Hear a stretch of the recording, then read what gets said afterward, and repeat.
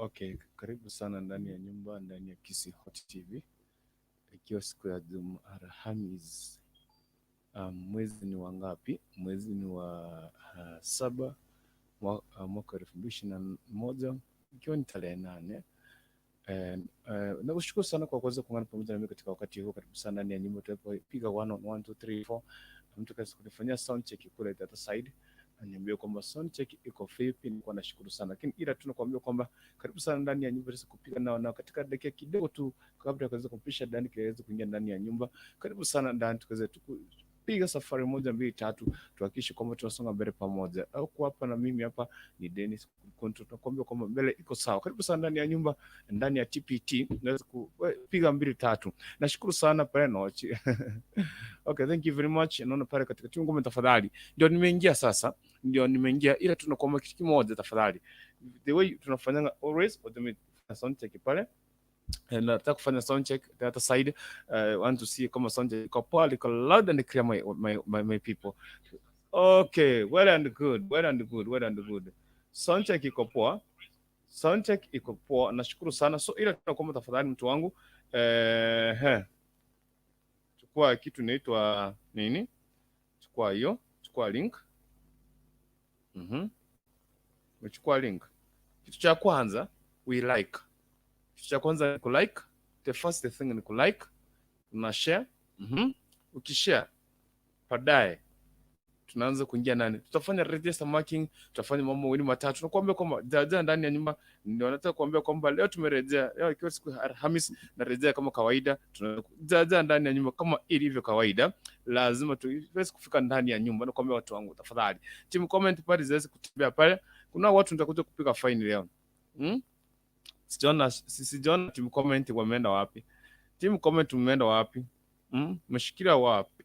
Karibu sana ndani ya nyumba, ndani ya Kisi Hot TV. Kioni nimechukua simu yangu na nimeangalia chini, jua kwamba nishaanza kushare kidogo kabla ya kuweza kuingia katika ratiba ya siku hii ya leo. Baadaye nitakuachia ratiba ya siku hii ya leo katika dakika chache zijazo, kwa maana hizi dakika kidogo tu naweza kupiga mawili matatu. Okay, karibu sana ndani ya nyumba, tuweze kusonga mbele pamoja ndani ya Kisi Hot TV. Mbele iko sawa mtu wangu, nakwambia mbele iko sawa. Nakwambia mbele iko sawa, na mimi hapa ikiwa Mwenyezi Mungu anatongoza kila jambo, tukufu. Hakika nashukuru sana kwa maana siku hii Mungu ameweza kusimama pamoja na sisi. Mungu ameweza kutuonyesha njia zake, ametupigania, ametuonyesha utukufu wake. I don't know what's happening with me here. Network yangu leo iko chini sana. Lakini naomba tu mtanivumilia tu kwa hivi leo tu peke yake. Na pale network yangu iko chini sana. Okay. Na network yangu iko chini sana, ila tunaomba tafadhali kaza kuniambia kwamba unawakilisha rekodi gani, unawakilisha sehemu gani, unawakilisha wapi, especially unawakilisha wapi. Okay. Niambie unawakilisha rekodi gani, tutaweza kusonga mbele pamoja. Hapa mimi nashukuru Mwenyezi Mungu kwa maana kipali cha leo na uzima shanipatia. Nashukuru sana. Karibu sana ndani ya nyumba.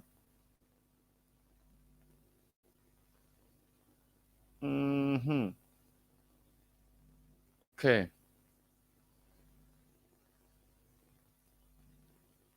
Exactly. Okay. I want to welcome you all in the house.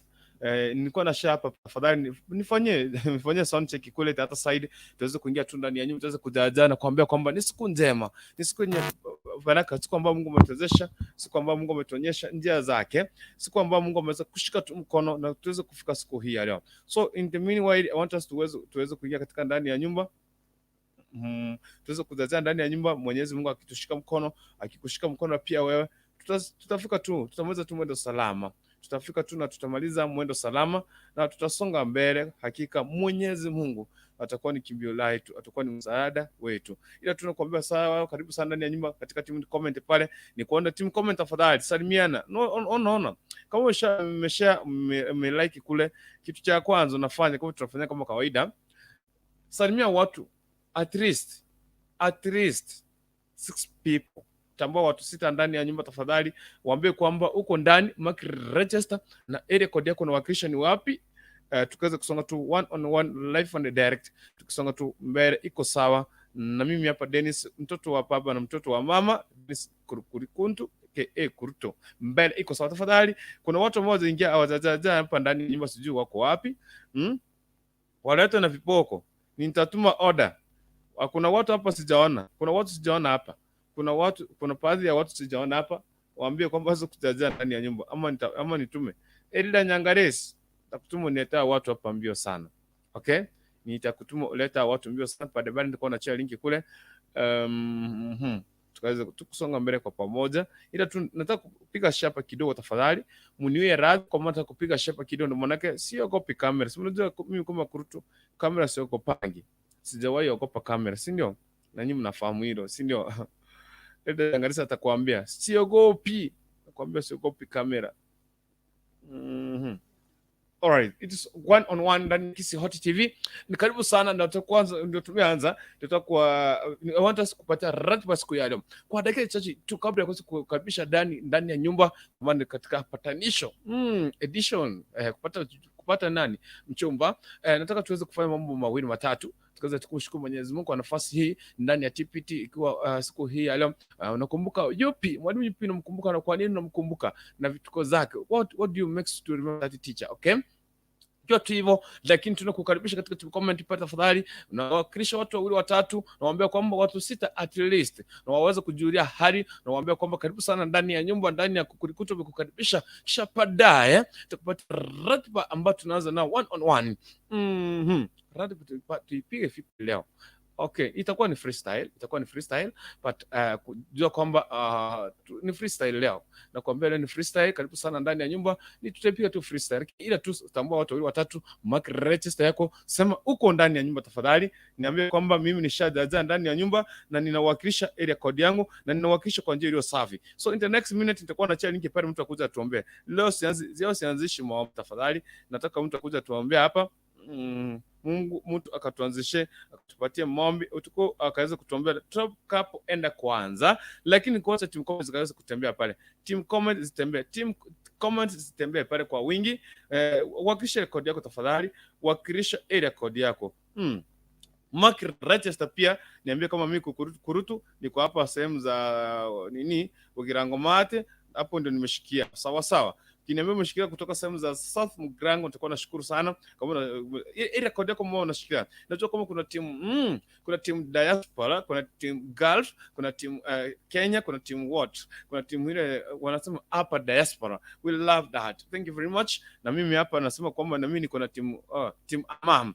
Na wako wapi watu hao? Nishawatambua ndani ya nyumba, ndani ya Kisi Hot TV. Mbele iko sawa, na mimi hapa Denis Kukurkuntu na kukaribisha tu one on one. Tuweze kusonga mbele pamoja, ila tutafadhali kuhakikisha rekodi yako na tuweze kusonga mbele live and direct. Ila tu hapa tafadhali nataka kuachilia link. Hapa nataka kuachilia link ili watu wakuja hapa tuombe. Tukiomba tu hivi, tuje kwa screen kwanza tusalimiane, tuchokozane. Kuna watu hapa, unajua kuna unafiki kuchokoza mtu lakini je mfikia mchokoze. Chokozana shapade tutakuwa tunaingia katika kitu kinaitwa FEP. Thursday edition TPT. What kind of teacher do you remember? And nini kinakufanya ukumbuka huyo mwalimu wakati huo? Nini labda alikuwa anafanya mazuri, labda alikuwa anafanya mabaya. Kuna baadhi ya vitu mazuri unakumbuka vizuri sana. Mbona inakufanya unaenzi ama unampenda huyo mwalimu ama unamchukia? Kuna pati ya vitu, kuna watu ambao wanachukia walimu fulani. Ila tunakukaribisha katika hii tuweze kushukuru Mwenyezi Mungu kwa kila jambo na kwa kila neema na fadhili zake ashakutendea katika siku hii ya leo. Ila tu nimeona nataka kuacha link hapa, watu kaweza kujaja ndani ya nyumba tafadhali katika kuanzisha maombi muhimu sana. Tafadhali, if you feel like to pray for us before we start, tuanze kusoma comments pale, tuanze kusalimiana, tuanze kuchokozana, tuanze kuongea mawili matatu, because niko hapa kwa dakika muda mchache tu. Baadaye ndani kile kitaingia tu ndani ya nyumba. Si mnajua kama kawaida, mnajua kama kawaida vitu tunafanyanga, lakini ila tunakuambia tafadhali, karibu sana ndani ya nyumba. Link nishaachilia kule, tafadhali ingia tu hapa ndani. Nataka tu tuanzishe kwa maombi, mtu atuanzishe kwa maombi. Okay, all right. Naona pale team comment pale Nyangarisi. We are coming to that point. I tell you, lazima tufike papo hapo. Inabidi tufike hapo, okay? Karibu sana ndani ya nyumba tafadhali. Ni njia ya maombi. I'm waiting. Sijasoma comment, sijafanya anything, ndio tumeanza. nataka kupatia ratiba ya kuweza kufuata baadaye, okay? Lakini ila tu tafadhali mtu wangu nakuambia lazima tuweze kufanya maombi mawili matatu. Lazima tuweze kutambua Mungu kwa maana yeye ndiye mlinzi mwema, yeye ndiye ametuwezesha, ametupigania kila siku, anakuwezesha, anakupigania, anakushika mkono mpaka hivi leo. Unaiona siku hii ya leo. Hakika uko na afya njema. Okay, alright? Uko na afya njema. Ila tunakuomba mtu wangu tafadhali, na tuanzishe kwa maombi leo. Amekuja, shafika. Hapa.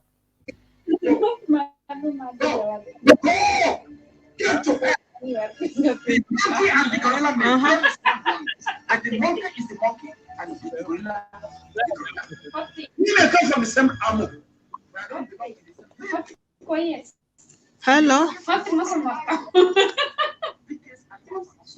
Hello.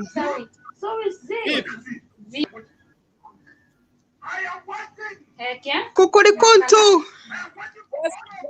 Nakombe aka Mora. Kwani siku hizi umepatishwa Mora na sisi? Nilipatizwa na hiyo jina. Tumeweka kwa mfuko ndio umetoa. Asante sana Mora. Situpeleke kwa Mungu kwanza kabla ya kuanza kuja life on the dead tafadhali. Tuamini basi na tuombe. Naam. Si ufunge macho. Sasa naomba ukiangalia Kukurkuntu. Tuamini na tuombe. Baba, katika jina la Yesu Kristo, tunakurudishia ni asante Jehova, hakuna Mungu kama wewe. Ni wengi waliotarajia kuona usiku wa leo hawakuona. Wengi wako hospitalini, wengi wako nyumbani, lakini sisi tuko kwa ajili ya neema yako Jehova. Leo mchana ambao tunaenda kuanza usiku wa leo, na ikabidi mikononi mwako Baba. Asante kwa sababu wewe ni muweza Mfalme. Asante kwa wazazi wetu. Asante hata kwa sababu ya nchi yetu ya Kenya Mfalme. Tunapoanza tuanze pamoja na wewe na tutakapofunga tufunge pamoja na wewe. Ni katika jina la Yesu nimeomba na kuamini. Amen and amen. Nashukuru sana. Thank you. Kukurkuntu sinichakula. No, nashukuru sana. Unajua kwamba maombi, Tulikuwa tunataka kuomba sana.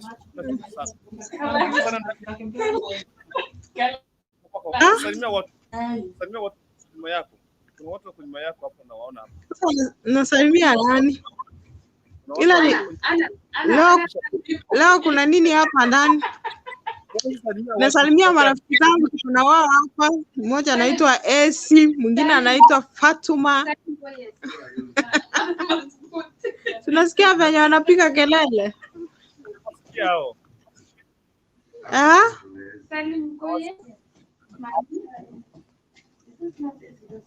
Unasema? Nawapata hao marafiki zako wa nyuma ya tenti hapo. Wasalimie sana. Nimewasalimia, wamesalimika. Kama walete mbele ya kamera, watoke nyuma ya kamera. Itakuwa sawa tu nakwambia. Kamera inawachoma. Salimia watu sita at least, watu sita. Salimia watu kwanza pale tu comment, kuna timu wengine pale tafadhali. Salimia watu tutakupatia ratiba ambapo tunaanza. Niliona Vincent Yomosa, Mwongina, huko. Naambia waingie ndani hata kama sijui ni nini ilikuwa inaendelea. Nini lakini ilikuwa inaendelea. Nakupatia ratiba sijari. Ratiba nakupatia, tunaanza 1-on-1. Lakini ila tuko katika round 1. Okay. Round 1 ni gani hiyo? Imefika. Salamu. Imefika wapi? Watu wawili watatu. Sinisikia ukisema ni patanisho. Kukurkuntu. Unitaja. Watu kunipatia viatu hizo. Tafadhali. Hizo viatu ni mwanao anakuja in the next 30 minutes. Ni wale sana. Kai. Hizo viatu mimi sitakuzana. Nilikuwa ni wewe Kukurkuntu. Nilikuwa nataka niunganishe na Kukurkuntu hapa leo. Wewe.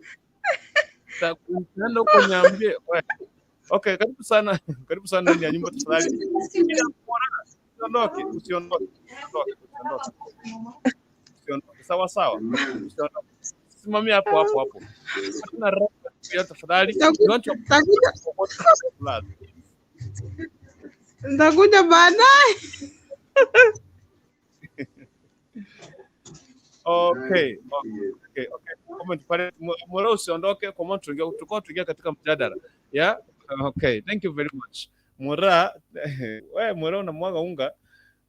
She wasn't my classmate back to 2015. That's why tulikuwa tunapenda kufanya mchezo like that. Okay, anyway, karibu sana ndani ya nyumba tafadhali. Pastor Menza anakuwa na pale, tushaomba tafadhali Pastor. I want you to come here tupatie neno la just for 5 minutes before we start our program today. And anybody mwenye anasikia kama unaweza hubiri kwa dakika 6-5 tu hivi, karibu sana utaweza kutufungulia katika njia ya neno, kwa maana Mungu anatupatia nguvu. Hatuwezi tukaanza pira mwenyewe Mungu. Unajua kila jambo Mungu anatushika mkono, kila jambo Mungu anatuongoza. Acha tu nikaweza kuanza riskini hapa. Labda riskini anaweza tuhubiria hapa leo. Jambo riskini. Princess. Poa. Vipi mtu wangu? Poa sana. Nimekuona na hapa Kisii Town. Wewe unaniona ukiwa na wapi? Hapo Kisii Town nimekuona nikiwa Keroka. Karibu sana. Kwanza labda kwa watu wawili watatu hivi salamu fikisha. Wacha niwasalimie nyinyi nyote mafansi wa Hoti TV wote. Alafu na wale wenye nimeona team comment wote nimewasalimia. Akina mwenye nimeona leo sijui Vincent Omosa nimemsalimia pia yeye. By the way, nimeona channel yake, watu waende wa subscribe huko. Thanks. Na muendelee kusubscribe hizi channel za OTTV, channel ya Kukurkuntu pia ako na channel pia msubscribe. Support. So ndio waende mbele. So thanks. Na wewe unajisahau. Thanks so much. Mwenye anataka atakuja kwangu. Ukitaka Kukurkuntu utakuja kwangu. Sawa. Sikini, shikilia hapo usiondoke tafadhali. Karo nilikuwa nimekuona pale. Karo allow StreamYard, allow Chrome to access your microphone and camera. Nilikuwa na pale nyuma ya tente kisingeweza kukuongeza kwa sababu hizo vitu ambazo umefuata, lakini nakuomba uweze kurudi tena. Pastor Menza na kuomba uweze kuingia hapa ndani, lakini ila tuliskini tafadhali tupatie maandiko matakatifu leo, tufungulie na maandiko matakatifu kabla ya kuweza kufanya nini, kusonga kuendelea na program ya siku ya leo. Andiko matakatifu gani? Leo tuhubirie dakika 2 tu hivi, hakika tuanze na Mungu. Sijui kuhubiria, lakini najua kuna Biblia inasema mkono mregevu hiyo mkono inaweza kuleta umasikini.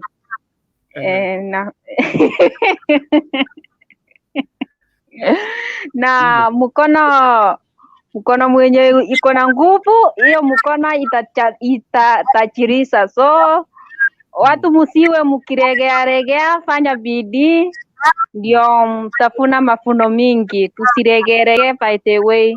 Tukiregea tutakuwa watu wenye wametajirika. Thanks. Hiyo ndio nilikuwa nataka kusema. Kama unajua fasi utatuambia, sikumbuki, nimesahau hiyo fasi. Sawa, akumbuki verse, atakuwa anakumbuka baadaye. Lakini kama diskini ushikilie hapo, tutakuwa naingia katika mjadala, lakini nataka kuambia kitu kimoja. Kabla sijaenda pale katika team comment pale, naona team comment zinaendelea kujaja pale ndani ya nyumba. Tutakuwa naingia katika team comment, but I want to speak this tonight, that God is God of wonders. Okay? Today neno la siku ya leo asubuhi tunaambiwa kwamba neno la siku lilikuwa nasema kwamba wacha niete neno la siku hapa. Nimeenda wapi? Kulikuwa na neno la siku leo ambalo lilikuwa linatongoza, ndio maana tutakuta hilo neno la siku, kisha baadaye tutakuwa tunaendelea mbele pamoja. So pale tumkombe nakuwa niingia pale kama unafanya nini? Okay. Neno lilikuwa nasema kwamba Mungu nipe ufunguo. Ndio hii. Neno la siku ya leo. Neno la siku tafadhali tulikuwa nalo kutoka asubuhi, alfajiri, morning glory. Ilikuwa inatongoza mpaka tupate tena kesho morning glory saa 11. Sawa. So nataka kukumbushana tu hivi kabla ya kuanza kukimbia katika mjadala wa siku ya leo. Neno la siku nasema kwamba hashtag Mungu nipe ufunguo wa maisha yangu. Mungu nipe ufunguo wa maisha yangu. Hilo lilikuwa ni neno la siku likaweza kutuongoza. Na kama kwa wewe ulikuwa unahitaji, kuna kitu ambacho ulikuwa unatamani sana, ambia Mungu akupatie ufunguo wa hicho kitu. Unajua ukiwa na ufunguo wa mamlaka, ukiwa na ufunguo unaweza access kufungua mahali ambapo unataka. Ukiwa na huo ufunguo unaweza fungua wakati wote unapohitaji. Anytime you can access to that room, to that place, because of what? You have the key to access that place. So kuna hapo unataka mafanikio katika watoto wako, unataka mafanikio katika jamii yako, unataka mafanikio katika biashara yako, katika kazi yako, chukua tu ambia Mungu nipatie ufunguo wa maisha yangu tafadhali. Ambia Mungu akupatie ufunguo wa maisha yako. That was today's word. Ilikuwa neno la siku likaweza kutuongoza. Neno la siku ilikuwa tangia asubuhi inatuongoza usiku huu, inatuongoza mchana wote, mpaka tupatane kesho saa 11 alfajiri. Tena tupate neno la siku lingine. Sawa sawa. Lakini usisahau kwamba omba tu Mwenyezi Mungu akupatie ufunguo. Kuna baadhi, unajua kuna mtu anakuambia kwamba kuna baadhi ya watu, kuna baadhi ya rafiki atukifika mwisho anakuambia ati kuna rafiki yangu pale anaweza kusaidia hiyo shida, anaweza kusaidia hiyo shida. Kwa maana yani unategemea mtu akupatie ufunguo la maisha yako. No.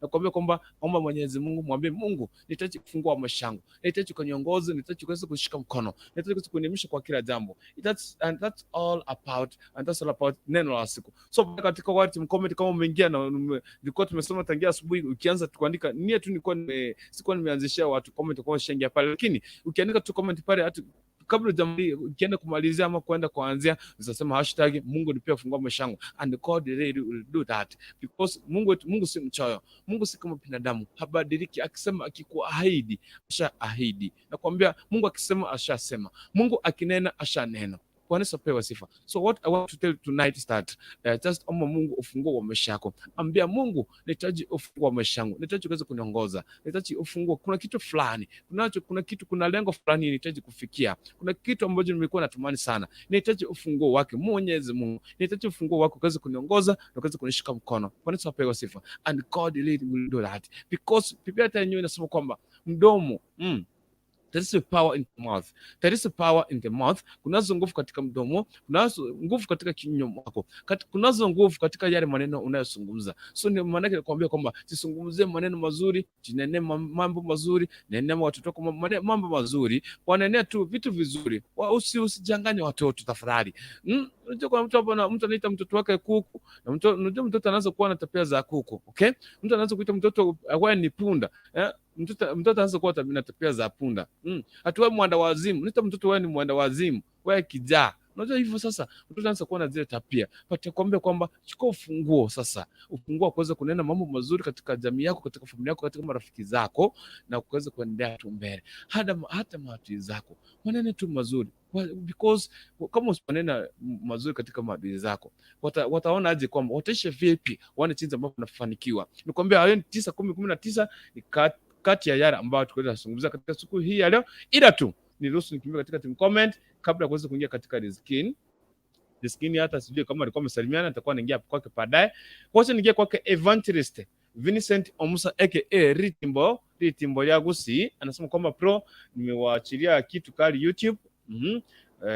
Umewachia kitu kali YouTube, anasema sauti iko poa pro. Nashukuru sana, thank you very much Ritimbo ya Gusi from Otis TV. Na kwamba Otis TV na wakilisha ndani ya nyumba. Namuona pale ukiona tu Evangelist Vin, ukiona Prayo Mpole, kwa jua kwamba Otis TV na wakilisha pale. Nashukuru sana.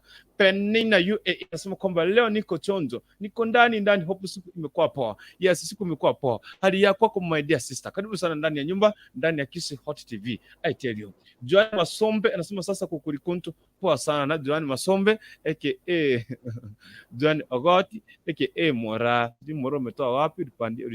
Ulitoa wapi Rodiana? Okay. Anaitwa Joan Masombe Vini, na kuona, thank you very much. Nashukuru sana Vini, unaonekana hapa nyuma ya tent. Karibu sana. Anaitwa Elda Nyangaresi, nasema kwamba ndio kuingia tafadhali. Elda Nyangaresi, karibu sana mtu wangu. Nakwambia it's quite long, lakini karibu sana ndani ya nyumba. Hapa ndio nyumbani. The home of it. Nakwambia Kisi Hot TV. Geoffrey Abuga, niko ndani kaka. Karibu sana my dear brother Geoffrey Abuga. Asante sana kwa kuweza kuwakilisha ndani ya nyumba, ndani ya Kisi Hot TV. Mbele iko sawa, nakwambia mbele iko sawa. Elda Nyangaresi, nasalimia mamangu anaitwa Josephine, my brothers Denis, Pon, Grief, Case, na my sister Velista. Yes, anasalimia watu. Asante sana Elda Nyangalesi kwa kuwasalimia. Salamu ziwafikie popote walipo tafadhali. Je, wewe unasalimia watu gani? Unasalimia nani? Sasa watu wawili watatu katika pale comment, kisha baadaye sema hashtag Mungu nipe ufunguo wa maisha yangu. Itakuwa tu sawa, itakuwa noma sana. Nashukuru sana. Alright, asante sana. Anaitwa Elda Nyangalesi pia anasema acha tu support mwenzetu Evangelist Vincent. Thank you very much. Your support is ever important. Hashtag tuweze kupendana. Sawa sawa. Thank you very much for joining in. Anaitwa nani? John Meza, and Pastor John asema kwa Yesu asifiwe. Members ndio wanaingia. Karibu sana Pastor, waiting for you here long time I tell you. Karibu sana ndani ya nyumba. Kisi Hot TV mbele iko sawa na kwa mtu wangu tafadhali. Karibu sana ndani ya nyumba. Anaitwa nani? Liskini Vincent, nimepitia kwako, ubarikiwe. Thank you very much. Barikiwe nawe pia my dear sister. Anaitwa Elda Nyangalesi. How sure is King? Uko vipi? Sijaona kizipu kule. Yes, nashukuru sana. Niko poa my friend. Elda Nyangalesi anasema kwamba Kukurkuntu umepanda mchumba. Umepata mchumba? Tafadhali. Karibu sana ni ndani ya Kisi Hot TV. Mbele iko sawa. Kevo Osinde, high five Kukurkuntu, high five to my brother. Karibu sana ndani ya nyumba, nakwambia kwamba inawakilisha, niko sawa. Kevo Osinde nakwambia inawakilisha mtu wangu. Anaitwa nani? Ruth Isabella anasema kwamba watching. Thank you very much Isabella for watching. Join in and the show with the experience with us. Okay? And Naomi Kerubo anasema kwamba hellos, I'm Naomi, I'm watching you. Thank you Naomi for joining in. Caroline Kemi achilia hapo chini ya screen. Acha kuenda Caroline. Hapo chini ya screen achilia microphone and the camera. Nona hiyo camera just allow. Kuna mstari mpisha hapo chini TV, allow that camera to access ifika hapa ndani. Yes, live and direct na tutemjadala. Lakini usisahau hashtag topic ya hashtag neno la siku kutangia saa 11 asubuhi. Tulikuwa hapa alfajiri mpaka hivi leo ninakuwa natongoza kwamba hashtag Mungu nipe ufunguo wa maisha yangu. Hicho ndio kitu ambacho hata kama ukienda kulala, ukienda sapa pale, ambia Mungu nipe ufunguo wa maisha yangu. Karibu sana Liskini.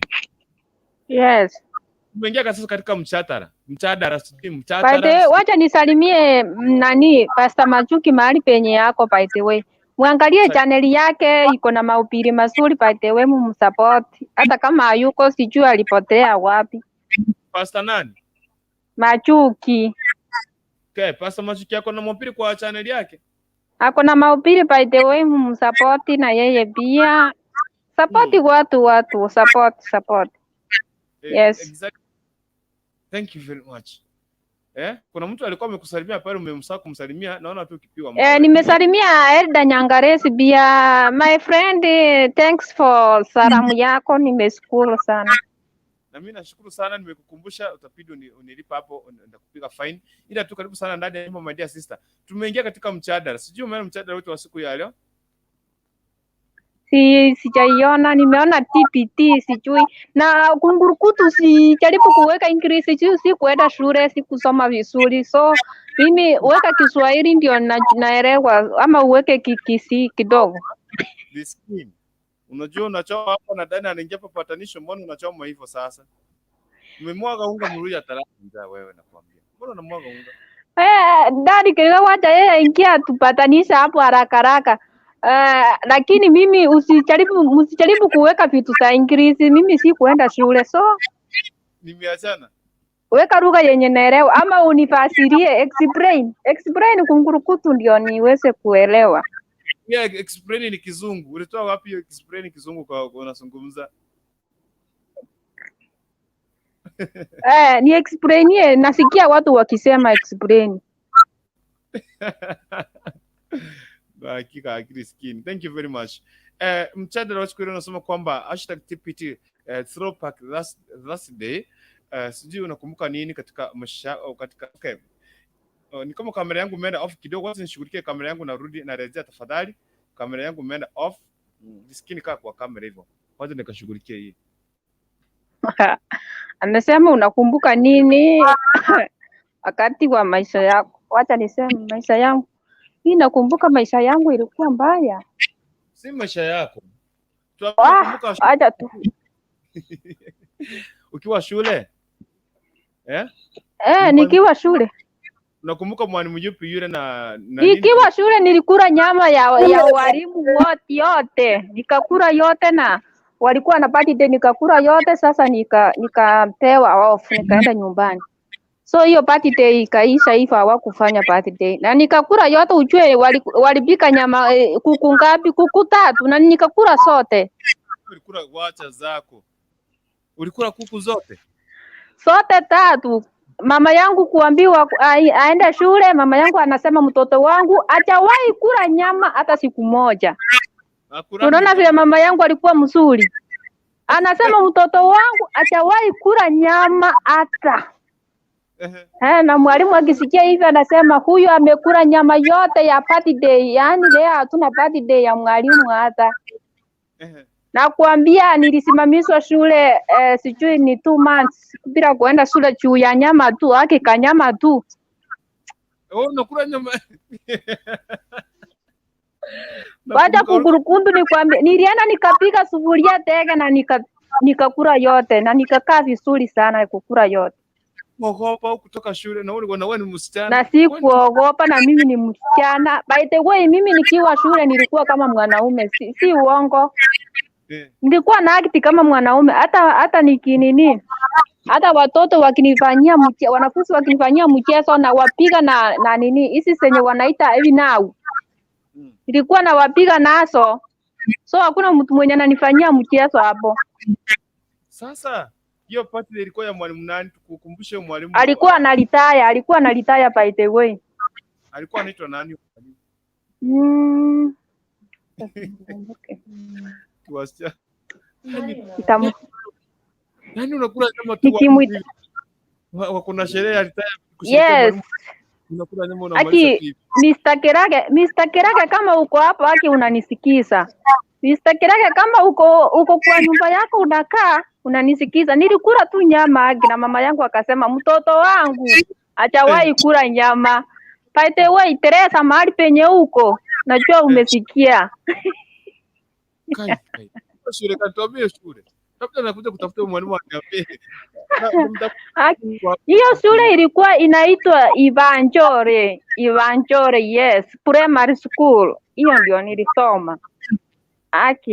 Wewe Kerage, nilikula nyama yako lakini usijali. Leo nimebadilisha maisha, sitaki kukula nyama za watu. Na nitakuja kukupaia. Nana nyama za watu.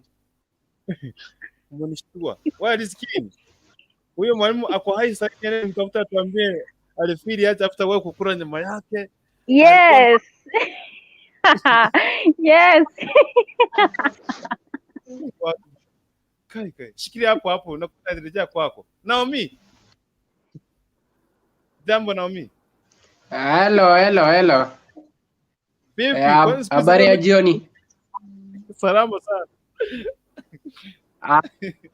Niliingia leo nafasi ya Naomi.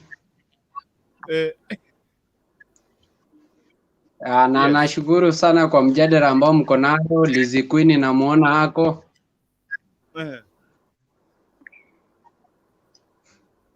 Tumejaja ndani hapa kutoka Nyamira, sasa tuko kwa mjadala. Hebu niingie kwa mjadala kidogo.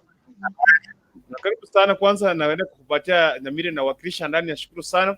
Before nikupatie tafadhali mtu wangu nikupatie topic ya siku ya leo. Naomba tu kwanza tukusalimia watu 3 ama at least 6 people watambue ndani ya nyumba mtu wangu. Karibu sana. Nafasi iko. Sawa, nitaanza na baba yangu John Sawe.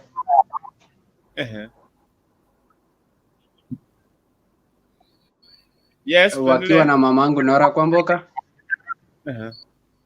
Sistangu Naomi na kaka yangu Samuel. Pia sitasahau majirani wangu wote au tunazunguka nao. Na mwisho niseme kuwa marafiki zangu wakina Job, wakina Obama, wakina Edon wote najua wanasikiliza saa hii na nawaambia tuko na hatutasahau Kisi FM. Naambia hapa ni ndani ya Kisi Hot TV mbele sawa. Mbele iko sawa mtu wangu. Karibu sana ndani ya nyumba ikiwa ni mara yako kwanza mtu wangu kuingia hapa ndani.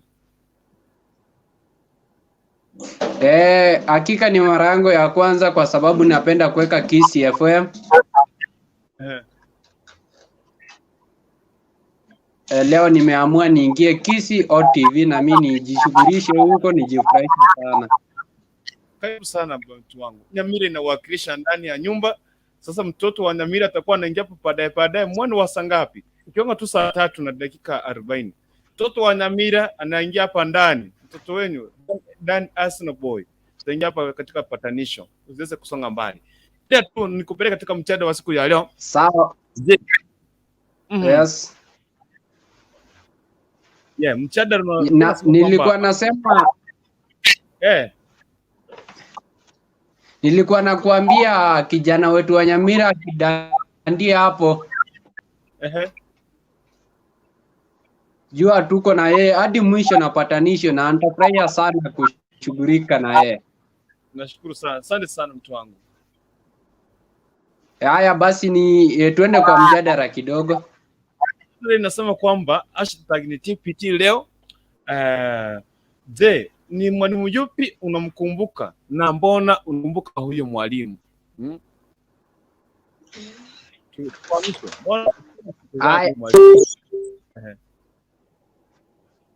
Haya, mwalimu naye mkumbuka mwalimu wangu mstaafu. Mr. Nyarwati ambaye ananisikiza saa hii. Hakika alinijenga na kwa hakika alinisaidia sana nikiwa shuleni.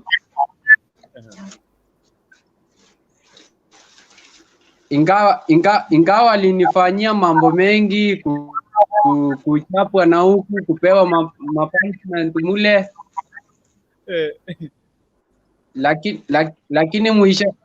Lakini mwisho nilifaulu kwa sababu mawaidha yenye alinipa. Ingawa mateso ilikuwa mingi kuliko mawaidha, lakini mwisho nilifaulu. Sasa namkumbuka kwa bidii yake ambayo alitia kwetu. Na hata sana kwangu kwa sababu yeye ndiye alikuwa kama mwalimu wangu wa darasa. Hakupenda niongee na wanafunzi wengine kwa sababu ya kunitenga. Kwa sababu alikuwa anasema mimi ni mjeuri, lakini mwisho nilitia bidii. Na ndio maana sitamsahau kama mwalimu wangu.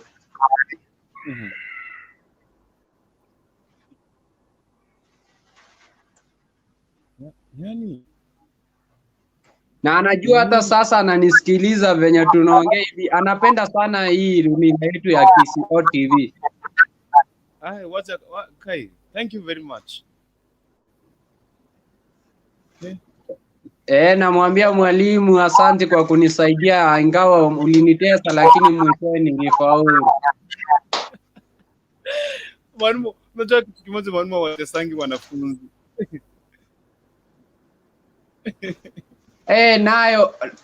Nayo nilipata mengi lakini nashukuru.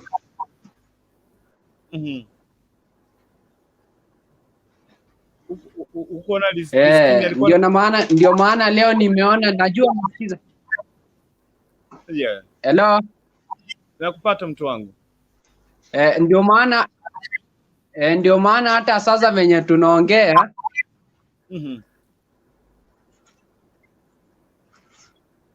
Wanafunzi ambao tulisoma na wao waliniambia mwalimu siku hizi anapenda kuweka kiti off.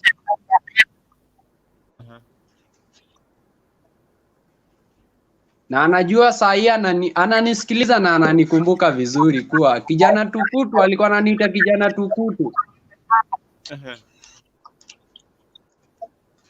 Lakini mwisho ingawa yote nilipitia, anamkumbuka kama mwalimu wangu kabisa. Na anasema asante kwa hii mjadala na nashukuru na tuko na nyinyi hadi mwisho. Shikilia papo hapo mtu wangu, nakwambia. Mbele iko sawa.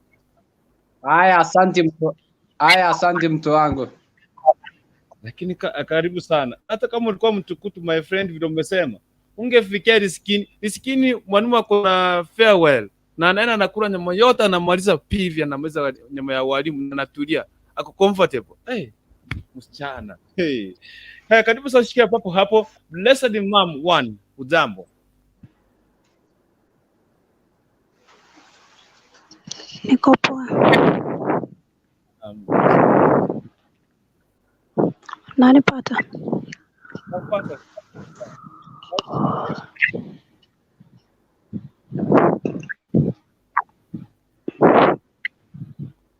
Unanipata? Pata. Mimi niko poa, nashukuru Mola ametulinda tangu asubuhi hadi masaa. Nimeingia tu, sijaelewa mjadala ni gani. Mjadala inasema kwamba kwanza watu timu hamamu itakuwa Ati mamamu sahii wako na pesa, uwezi waongelesha. Wangoje kuanzia tarehe 15 watasota ndio nitawaongelesha. Sahii huwezi waona hapa. Na kabla hujanielezea mjadala, huyu ametoka hapo, mbona naona jina Naomi na ni mwanaume? Ama ni mimi nimezeeka macho? Sema Naomi ameingia kwa niaba ya Naomi. Nilikuwa nimeshtuka, kumbe Kenya kumebadilika. Okay, alright. Kipitia leo kwanza nasema kwamba una Yupi ama unamkumbuka kwa sababu gani? Mbona kusaidia nani Naomi ametuambia hapa, anaitwa Naomi amezungumza hapa. Pia naye Diskina amesema kwamba alikuranga nyama ya Mwalimu, alikuwa na farewell. Akakula nyama kuku 3 akamaliza, na mamaka akanamtetea kabisa, mtoto wangu akulangi nyama. Karibu sana. Rudia, sikuwa nakusikia vizuri. Unanipata? Ninasema yes. Nasema kwamba tuko katika #52 birthday ambao tunazungumzia kuhusu, je, mwalimu yupi unamkumbuka na mbona unakumbuka huyo mwalimu? Kwa sababu tumepata kuna pale wawili watatu wamesema kwamba mwalimu kuna vile alimsaidia. Diskini amesema yeye kuna mwalimu fulani anakumbuka alikulanga nyama yake kwa sababu yule mwalimu alikuwa na farewell, akakula nyama akamaliza, kisha baadaye kufukuzwa mzazi mpaka akasema mtoto wangu akulangi nyama chakula. Ako comfortable. So nakumbuka mwalimu yupi na mbona mkumbuka huyo mwalimu? Mimi ningependa kukumbuka walimu wawili. Na sitawataja majina zao na sitataja shule zao. Lakini mwalimu mmoja nilimpenda sana kwa sababu hata mtoto wake akifanya makosa shule ama achelewe anamchapa tu kama wale watoto wengine. Yes. Yaani haweki ati saa hiyo yeye ni mzazi ati abembeleze mtoto. Anawachapa wote kwa ujumla. Na mwalimu mwingine namkumbuka, yani alikuwa anachuna kiboko. Unaona hii side ya sijui mtu semaji, hii side iko na vijiti mingi pamoja. Anakuchapa na hizo vijiti kwa miguu, sasa inajichora. Hizo alama zinajichora, maybe kama umechelewa ama umefanya makosa. So ni hayo tu, mimi siwezi kulaumu mwalimu. Mimi napongeza walimu kwa sababu kama sio hiyo kurekebisha watoto wengine wangekuwa wameharibika. So ni hayo tu kwa leo, na mimi ni mgeni hapa ndani, ndio mara yangu ya kwanza kuingia. Karibu sana. Shikilia hapo. Nashukuru, alafu nakupata nikiwa hapa pande za Kawangware Riruta satellite. Sijui kama unajua Mondongo ndelele kusi kesho na Makeranje. Kawangware na wakisha. So nilikuwa nakuuliza. Diskini hapa ametuambia kwamba yeye alikuranga nyama ya pale shuleni ya walimu akamaliza. Na ilikuwa ni farewell. Wewe ungekuwa mwalimu na mwanafunzi akule nyama yako. Na ulikuwa na sherehe. Watu react kwa maana hiyo kitu imenigusa sana. Na namtetea sana. Unajua ukiwa mwalimu huwezi ukareact kwa sababu italeta aibu juu sasa watu watashindwa, mwalimu mzima anaongea kuhusu nyama yake imekuliwa, yaani itakuwa ni kama aibu. Najua kuna vitu zingine watu huona ni aibu anakanyagia. So mi nikiwa mwalimu naweza kanyagia juu sasa itakuwa ni aibu. Sasa rizikini yeye Nitakanyagia tu upande wangu. rizikini alifukuzwa shule miezi miwili kwa sababu amekula nyama ya mwalimu na sherehe ya farewell ya kumaliza kufanya kazi. Na kwani hiyo nyama alikula peke yake, hiyo nyama yote ya farewell yote akamaliza peke yake? Kuku tatu, unasema nini? Kuku tatu zote. Unajua tukiwa watoto tulikuwa tunakula chakula mingi tusibangi. Sasa mimi niliona hizi ni nyama. Na sitapata, nikaenda nikagonga sufuria yote chini. Tua na nikakula sote. Na kuambia hiyo vile mtu anaweza maliza hata akiwa mtoto yote. Hapo labda anatucheza. Na huyo Liza anakuanga wapi? Sijaimuona.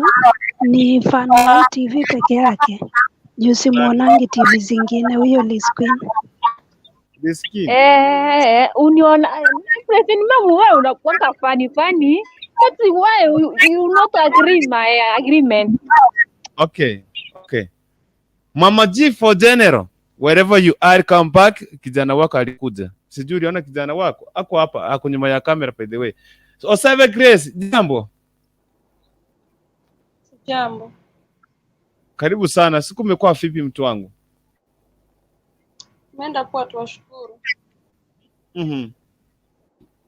Labda usalimie watu wawili watatu wajulie hali. At least 6 people say hi na wajulie hali tafadhali. Salimia watu wenye wamejoin live. Liz Queen awaambia asante sana kwa sababu they support us a lot and we love them right back. Waendelee na wao wa supporters, ni ndio support mzuri tunasapeana kwa hii studio. Thank you very much. Yes, I'm done. Thank you very much. Sasa back to the topic of today. Tuko katika TPT. I don't know unakumbuka mwalimu Yupi na ni sababu gani zinakufanya unakumbuka mwalimu huyo? Mbona unakumbuka huyo mwalimu? Nani unakumbuka? Okay, mimi namkumbuka debo wetu, deputy principal. Hii mwalimu before kwa mwalimu used to be mwanacheshi. So akabeba ile wanacheshi yote akaleta shule. And he was very tough. Yani kama tuseme ni parade, unatoa madebo ndo unasimamianga discipline. Yes. So akisema yani kama ni parade yani amemaliza kuongea, sasa mnataka kubreak. Wa mwisho kukimbia ndo utakiona. So tulikuwa tukiwa form 4 tukampangia nini sasa tukapanga strike tukampangia Mlikuwa mpanga strike? Tukampangia strike yeye mwenyewe, si walimu wengine. Tulifanya ilikuwa watu wengine form 1 2 3 wamemaliza wamefunga, wameenda nyumbani, alafu form 4 tunafanya exam. It was 2016. Yes. Sasa huyu mwenye alikuwa amependa, kuna class prefect mwenye alikuwa amependa sana juu alikuwa ni yani alikuwa tu ametulia, yani ana perform well. Sasa huyu class prefect pia ndiye alikuja na hiyo idea. Tukasema huyu mwalimu ametusumbua sana. Kesho venye tumeconfort pekee, kwanza yeye ndiye alikuwa anakuja, walimu wengine hawako anakuja. Ile time anatukimbiza, mimi nilifanya nimeanguka. Ile time sasa nimeanguka, tumeanza kupiga makelele, akikuja hivi tumchape mpaka tumwachie shule peke yake. Kumbe kuna mmoja alikuwa against, akampigia simu akamwambia. Hey, Betty kaongwa. Tumekaa na tulikuwa watoto wengi form 4, wengi sana. Tumekaa tunangoja sasa mwalimu akuje. Yes what? Mwalimu aliingia na maskari 4. Yes. Alafu huyo mgambi vike nyoro na huyo mgambi ni mkali.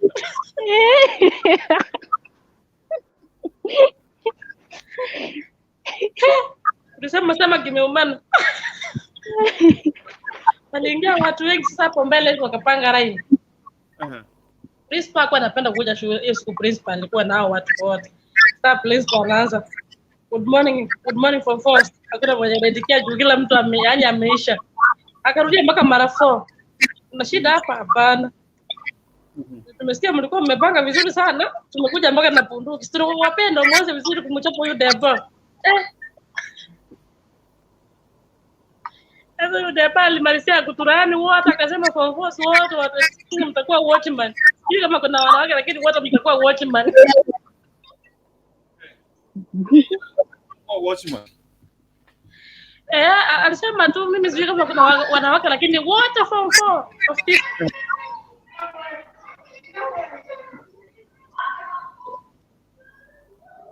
Network imeenda wapi? Ameenda na achatuambia finally walikuwa waliendelea na hiyo watchman yao ama kwa hapa ndio anarudi, ndio huyo.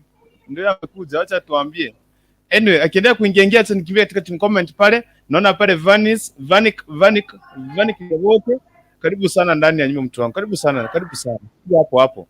Nimeshtuka. Yaani wewe ulikuwa na dili ya kuweza kuanguka chini, mtoto mwingine. Sasa umekuwa tena ulianguka chini ama kuanguka.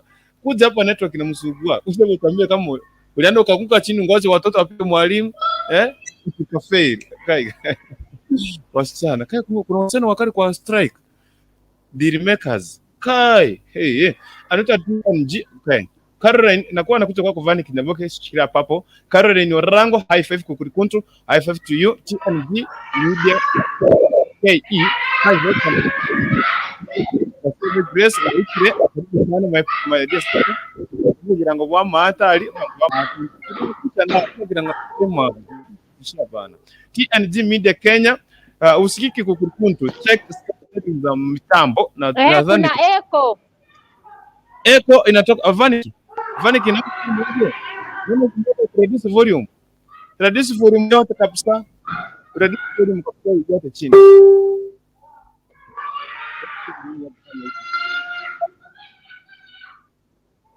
Yes, si tuko yes. Okay. Anaitwa nani? Anaitwa Jennifer Kerubo, hi at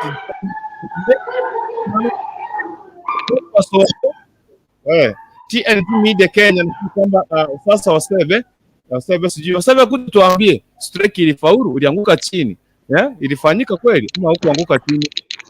Salama anataka pale, anasema hi Vanik Pambukana kwa wasebe Masreni Bosibori anasema kwamba ni karibu sana my dear sister. Yes, Nyamali, yes, anasema kwamba hi Grace fake. Yes, Nyamali anasema kwamba Vanik Nyaboke na Kurutu na waona wote pamoja na Liskin. Yaani wana watu comment hapa nampiga fine ni walipe hizo pesa ni pewa. Kwa sababu Grace hapa network ilikataa. Tena jaribu. Ona msebe. Restart hiyo simu yako tuambie kwamba hiyo strike ilifaulu. Ulianguka chini, mkachapa mwako. Vanik Nyaboke. Yes. Yes. Hello. Zapo. Unanipata? Unanipata? Karibu sana ndani ya nyumba, ndani ya Kisi TV tafadhali. Nakupata vizuri. Kwanza kabisa salamu zako kwa nani? Atrifu watu tafadhali. Salimia watu 6 kwanza kabla kuingia katika mjadala. Okay, mimi nasalimia kila mtu mwenye ako live saa hii.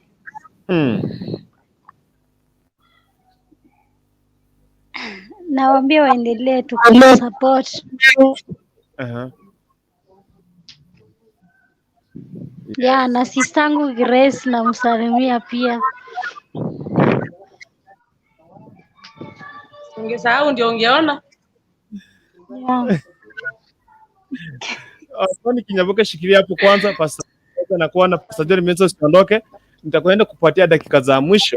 Zile dakika za mwisho kama dakika 10 uweze kunena neno la Mungu, tukuita tu ni siku usiondoke. Ila tuache niingie katika Osebe kwanza, tuambie kama aliweza kufaulu kufanya strike, kisha ndio tuingie kwake Vani Kinyaboke na watu wengine. So Osebe, tuambie sasa, askari wamekuja, mmesalimiwa, what happened?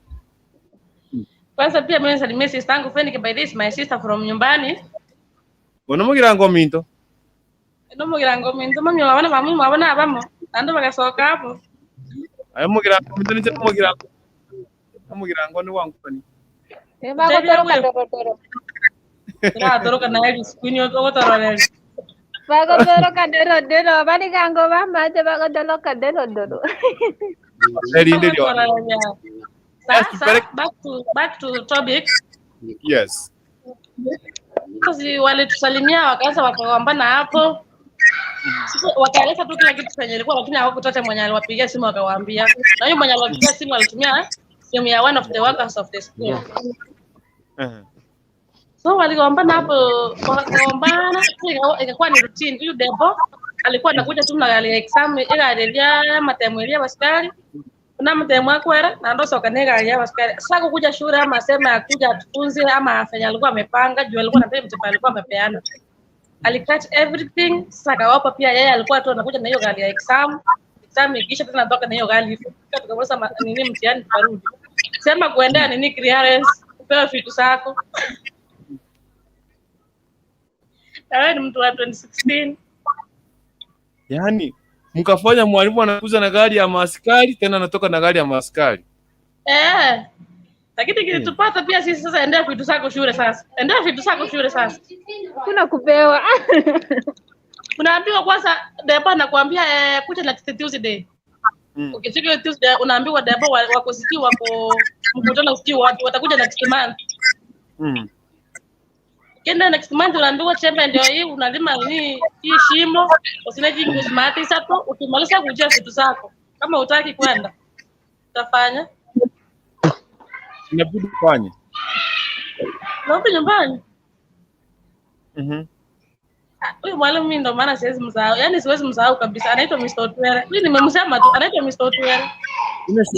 Otwere. Hata mimi nilikuwa na mwalimu wangu anaitwa Otwere. Lakini kasuri kalikuwa kasuri. Mimi kangu kalikuwa kasuri. Watu ni gaidi manze. Watu ni gaidi. Hawa ni magaidi. Ukweli au ni magaidi? Kai. Okay, Pastor John Mesa, leta wageni watusalimie. Please nataka watu kwanza kidogo, shikilia hapo. Nilikuwa narejea kwake Veni Kinyaboke. Nakupatia nafasi, wote kwanza Pastor atulete wageni watusalimie. Pastor. Katika hapa wawili. Pastor. Karibu sana.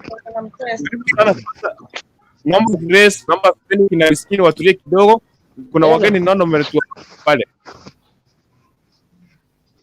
Ndio chumba. Wageni ambao nataka kusalimia kwanza. Hello. Nataka wageni watusalimie kwanza. Nilikuwa na mliniambia nipeane neno. Lakini wageni wako hapa, kuna Pastor Chuma hapa. Pastor Julius na wageni wengine wanataka wasalimie nyinyi. Wapatie tusalimie, ila tunaomba ikigonga tu saa 3 na dakika 30 kidogo tukienda kumalizia. Kwa sasa hivi walete watusalimie, sisi tuingie katika mjadala. Watuletee wageni, walete wageni tafadhali. Haya. Alright. Mwingine alikataa akasema mimi siwezi enda. Pastor Julius. Naanza.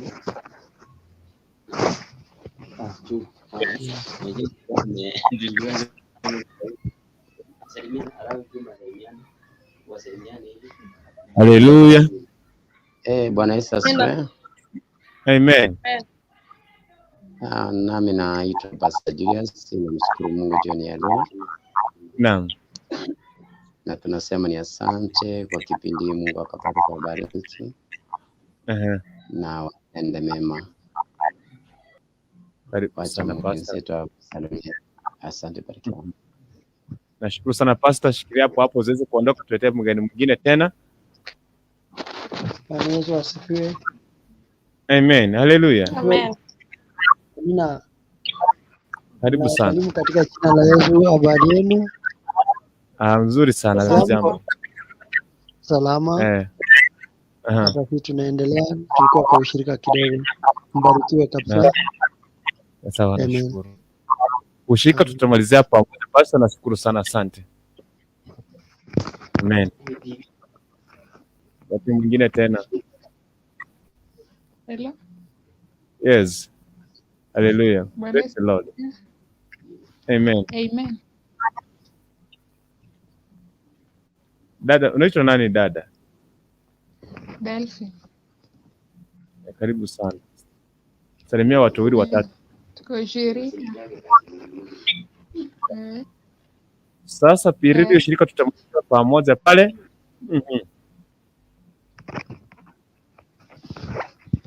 Pata mgeni mwingine. Amen. Amen. Naitwa Evelyn Nafula. Tuko hapa kwa ushirika kidogo. Ndio naona mchungaji mlimpea manene nasi tumemweka atunenee. Sawa sawa, nashukuru sana. Hizo dakika zikifika mkwe radio shirika tutaanzia hapa sasa. Ushirika unaanzia hapa, hizo nitakupatia muda. Yes, karibu sana. Tupatie mgeni mwingine tena. Amen.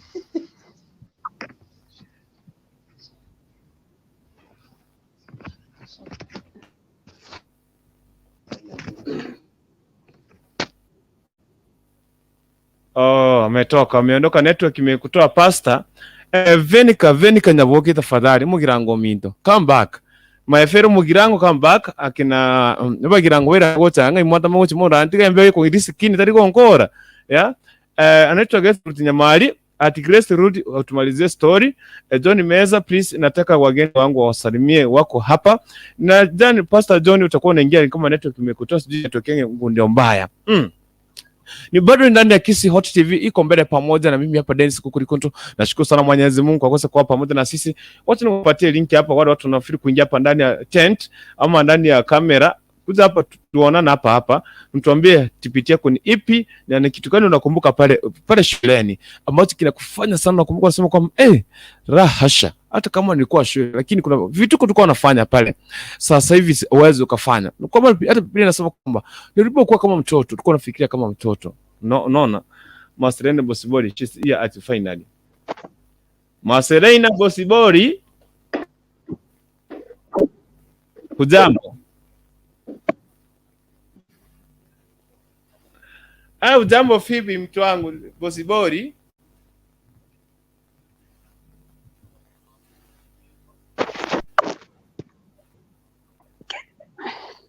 Maseleni, jambo.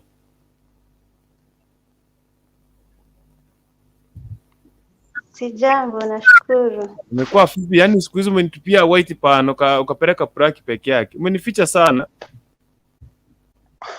Nimerudi na nimemiss everybody in the channel. Tumekumisi bandani, hatujai kuona. Nimerudi sasa. Kwa neema za Mungu. Karibu sana. Piga tu salamu zako pale tafadhali kwa watu watatu kisha baadaye tuingie katika mjadala. Utuambie TPT yako ni ipi unakumbuka mwalimu Mbona. Okay, kwanza salamu zangu natuma kwako. Nashukuru sana.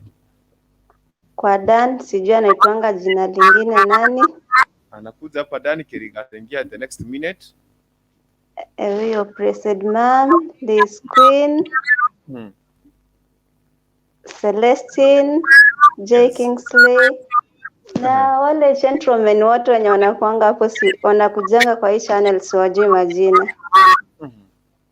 Plus na fans wote wa Kisi Hot TV. Yes. Yeah. Tupeleke TPT yako tafadhali. Unakumbuka mwalimu Yupi na mbona unakumbuka huyo mwalimu? Ni kipi kile ambacho unakumbuka alikuwa anakufanyia marifanya? Walimu ni wengi. Tuambie. Sasa kuna mmoja mwenye nakumbuka. Yes. Tukiwa form 2. Yeah. Alikuwa anaitwa Mr. Mulei. pale shule inaitwa Father Kun. Sasa huyu teacher alikuwa anatufunza na alikuwa teaching practice TB. So wakati alikuwa anatufunza, alikuwa anataka kila mtu ajibu maswali yake hata kama hujui swali. Sasa wanafunzi siku moja tukamgomea kwa sababu usipojibu swali anakuchapa. Na unajua high school kwanza form 2 watu wanakuanga vichwa, watakangi kuchapwa, alafu wa class ndio ilikuanga champion class in the school. Yaani watoto wa machupi. Stream yetu sasa alituseti siku moja kwa Prince. Wakati alituseti tukachapwa, tukapewa punishment ya kulima shimo yenye unaweza ingia wewe mwenyewe. Na kwa hiyo shule ilikuwa ni mawe, ni pale karibu Western na Rift Valley katikati. Sasa wakati tulipewa hiyo pano, to your surprise, ujinga yetu ama sijui ni ya mwalimu ama ni nini, wanafunzi wenye walikuja kufanya physics ni 2 peke yake kwa stream yetu, imagine. Sasa hiyo siwezi sema ilikuwa TBT nzuri, it was sad kwa sababu watu waliacha subject kwa sababu yake. Mkaacha subject gani hiyo tafadhali? V6. What? Yaani mkaacha hata wale wenye walikuwa machupi, nilikwambia class yetu nilikuwa ya machupi stream yetu. Waliacha, hakuna mwenye alifanya isipokuwa 2 peke yake kutoka, tulikuwa north na kuna wengine walikuwa south.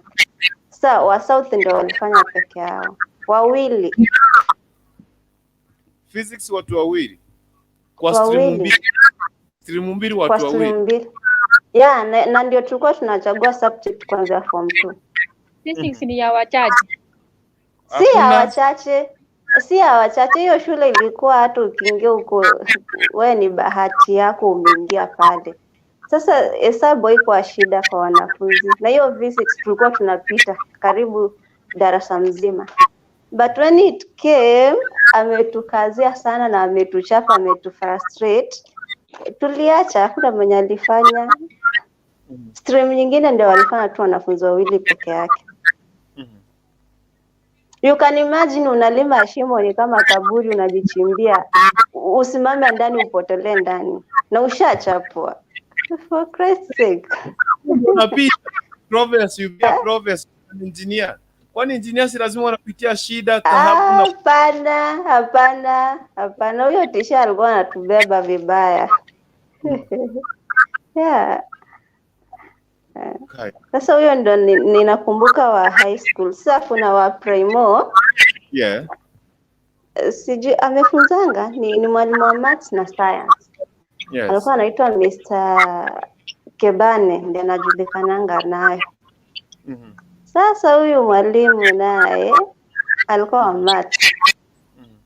Alikuwa anasaisha vitabu, akisaisha anaweka good kubwa kama umefusu hiyo wiki. Alafu ikifika Friday anahesabu kuna goods ngapi kwa kitabu chako. Na ukipatikana maybe ni moja ama una kabisa, unatwangwa sawa sawa. Sasa yeah, reality. Ulikuwa ukiingia class unaingisha baridi, so unaelewa maths. Kwanza tulikuwa class 6. Ndio sasa maths ile moto imeanza. So wanafunzi chenye walikuwa wanafanya ndio wapite hiyo maths yake wapate good, wanaenda to the previous, yani to the class yenye iko mbele yetu. Wanaomba wengine vitabu wenye walifusu hiyo darasa, yani wenye walipita kwa hiyo class. Wana copy. They copy everything venye iko. Yeah, wana copy. Mpaka jina. Si jina sasa. Tulikuwa werefu kupita jina class 6. So Yaani hivyo nyinyi class 6 bado mlikuwa mmechoma Mbona Mwakenya. Huyu mwalimu alitufanya tukaijua. Wewe uji alikuwa anachapa mbaya. Unajua au kora mise. Alafu anakwambia usuguze kiboko na ni kiboko refu. Kama ringamu we. Alafu hata huwezi weka kitabu. Walimu wote warembo walikuwa wapole hivyo. Huwezi weka hata kitabu. Sijui mimi ndio nimezeeka ile miaka yetu. Ile miaka yetu wasikize wachapangi. Sasa miaka yenu. Ile miaka yangu ile huko nyuma. So watu walikuwa wanakopi. Si science, si math. Wanakopi, anawekea good, wanafurahia. Basi ifike yeah. Werefu mwenye upati good we ni mbaya, unachapwa daily. Yaani ukimwona tu, alafu ulikuwa lazima uingie class at 6 am. So ulikuwa unajua kwanza hiyo 6 ni kusaisha vitabu na kuwekewa good. Na kama hujaipata wewe sasa Friday uko kwa shida. So wakaendelea kukopi hivyo. Ilipofika ule mtihani mkubwa wa tulikuwa tunaitwa provincial ama ni district, kitu kama hicho. Masi. Fanya naona simu yako. Reduce volume yote kabisa sawa. Okay. Usebe na wewe fanya hivyo, tutoe echo. Tunataka tutoe echo. Mama G for general anakuwa na shikilia hapo, in the next minute tunakuwa nakupatia nafasi. No, can I talk? I want to go. You want to go? Masi. Have you Yes. Let me talk, my son. Let me talk. Yes, I've reduced. Do is interrupting my conversation. Who is that? Yes. Receive my greetings, sir. Mkiniambia niladui sisikii mnaongea nini? Nilikuwa na wakati mwingine sikuwa nachapwa. Alikuwa ananiuliza, Bosbari na wewe nitachapa wapi? Acha ifike hiyo mtihani. Wanafunzi hakuna mwenye alipata 50. Walipata 50 wanafunzi sijui wawili. 50 hesabu, 50 science. Alianguka chini kama kitu kingine. So hiyo TBT na nifunza ango hicho lazima ukae chini na wao ujue shida iko wapi, wafanya nini utatue, kisha wakifaulu pia jina lako litakuwa limeenda juu. Exactly. Bure wataanguka kama huyo. Na wote waliolewa kama ni wasichana, wanaume walioa wengi. So TBT zangu hazikuwa mzuri sana, ni kama hizo. Alright, thank you. Sana kwa kushare TBT yako. Mama G for general. Mwalimu. Mama G for what's up? Welcome kijana wako sijui leo nataka kukopi vile na kukaribishanga ako hapa. Nitakuwa nyuma ya kamera. Kwa kamera. Kijana yangu akuja ni akuonyeshe venye unafaa kukaribisha your mama the mama. Well, you come and you tell me on how to welcome my mama. I could do. Oh. Akitikana njina kwa ni TV ya Bre Maria ya mayoke nzini. Kiresi kira nje kwana. Tena tumalizie.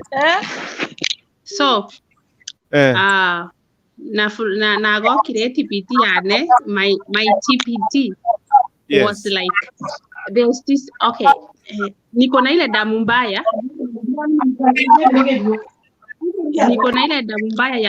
ya ku attract every male.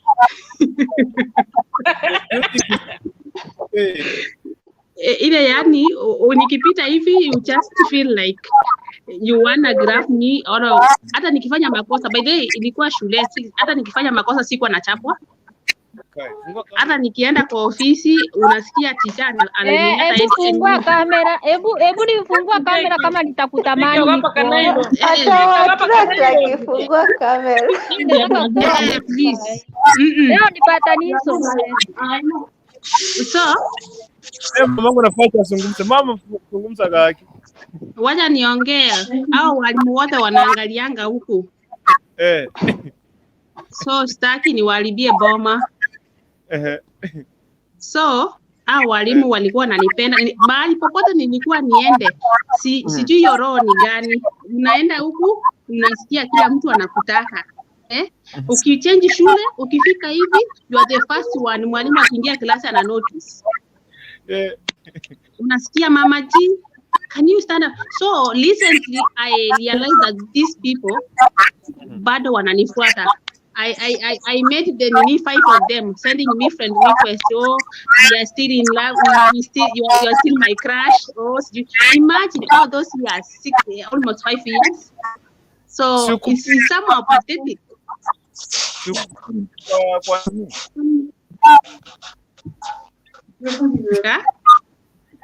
Yes. So TBT, okay, TBT yangu ilikuwa enjoyable, let me say. Yes. Concerning shule, it was enjoyable. Nilikuwa napata favors, sijui ni Mungu ama nilikuwa napata favors. But nilicheza kama mimi, nobody touched me. Hiyo si ya Mungu hiyo. So, okay, ikuwe ya Mungu, isikuwe ya Mungu, hiyo damu iko. Umenielewa? So, sijui Mama G, uko sure no boti tragedy ulicheza kiwewe, uko sure? We, saizi ndio nafikiria kukubalia mmoja. Saizi ndio kuna mwenye amelia sana for long now. Unaona aje Grace ni mpeti ama open camera maana tunakupata vizuri. Grace spirit ni mpeti Sheba. By the way, huyu jamaa amelia sana. What do you think? Unaona tu nimwibie once before. Unaongea hivyo sababu Mama umesema hiyo kamera. Mama G, mbona unataka dhambi zingine? Mama G, dhambi zingine tutakupatia wenyewe. Sasa Mungu alisema we learn to share. Sasa mwingine hapa ameshinda kulia, utaki kushare na yeye. Dhambi zingine mnajitakia nyinyi wenyewe. Okay, wacha basi. By the way, amelia sana ndio nimekuja huku kuwauliza hiyo TBT. Unaona niifufue ama niendelee kumkanyagia? Lakini kama kwa ni kaenda kufanya harusi.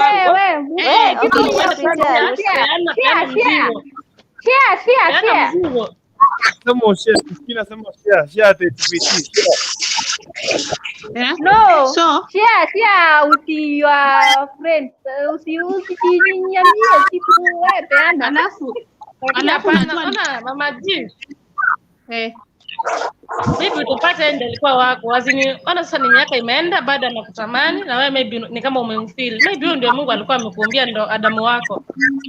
Imagine, alafu nikikumbuka venye jamaa alikuwa nikinafanya makosa kidogo nikienda hivi staff room, unasikia namwambia you know, anaenda mpaka kwa huyo mwalimu anamwambia leave Mama G alone. Leave Mama G alone. She will change until I finish. Sasa unaona? We will continue counting stars while the moon imeenda. But this guy is so old, eh? You know when the man is old, I don't want to get old because of dirty yogurt.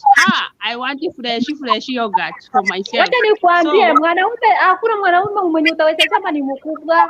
Wewe. Mwanaume ni yule hata akiwa wa 70, hata akiwa wa 90. Alright. Mpende tu. Kwa sababu ya muda tafadhali ni ruhusu mlete Eminyab. Okay, kidogo before Eminyab aongee. So Kukurkuntu, Denis, umeona aje nipatiane ama niwache kidogo? Talk. I want your opinion regarding this. Tena mzingo. Kukurkuntu mwambie apatiane. Yes, watu wakure. Kwani ni nini? Watu wanakufa njaa wakiangalia. Haki wanawake mmeharibika. Yaani wanawake mmeharibika. Unaniambia mpaka Denis penye alisema yeye ameokoka anangoja harusi. Hizi ndio vitu anaweza encourage mtu afanye. Yes. Batia mtu kwani unakutaka. Unaona hata mtu akifanya harusi saa hii si anatamani kwenda kuolewa wewe. Mpe. Mama G. Naomba ufanye nini? Naomba uweke nione taji. Utuwekee kitu inaitwa tumalizie hiyo historia yako ya TPT. Nyaps Osoro ndiye arudi hapa, pasta meza kwa hapa awatumalizie kwa sababu ya muda tafadhali. Ndio umefanya nini?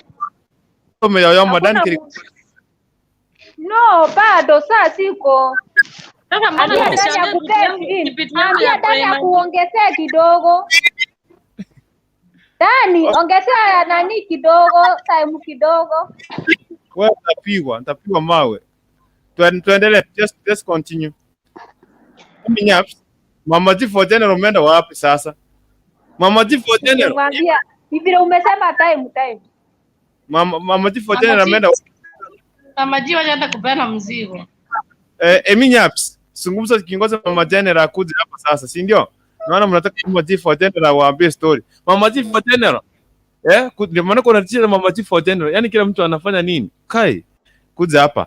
Watu nikiwa katika team comment, Nyaps, rudi njoo pale nikitoka kwa comment nifike kwako.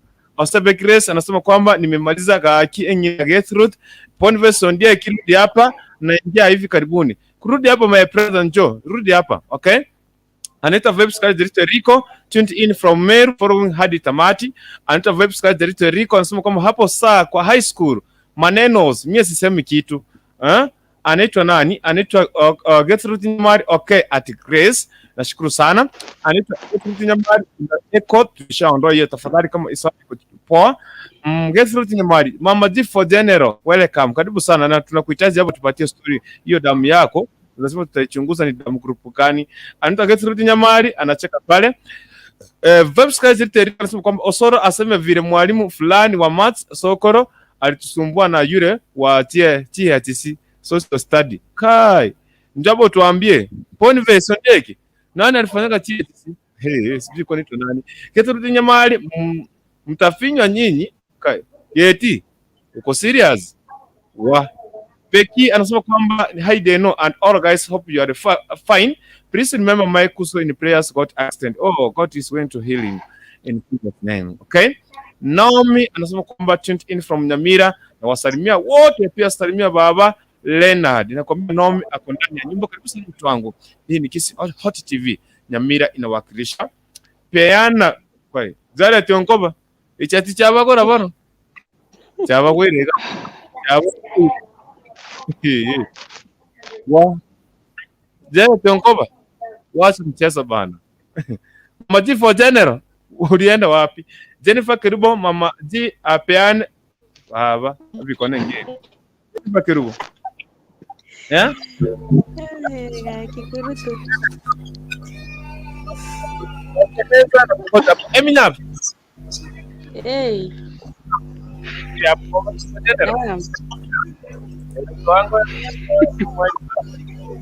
By the way, pastor akiingia leo tumwambia aombe mambo na accident. My cousin alipata accident na akaenda hivyo. Ile siku ya leo. Pole.